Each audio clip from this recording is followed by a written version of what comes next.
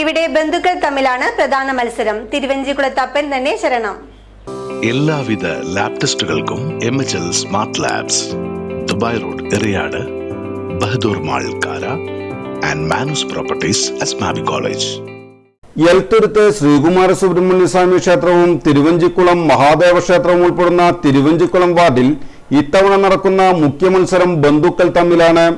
മുൻ കൗൺസിലറും LDF സ്ഥാനാർത്ഥിയുമായ MS വിനയകുമാറും NDA സ്ഥാനാർത്ഥി MR Ajith ബാബുവും തമ്മിലാണ് പ്രധാന മത്സരമെങ്കിലും UDF സ്ഥാനാർത്ഥി KH വിശ്വനാഥനെയും തള്ളിക്കളയാനാവില്ല.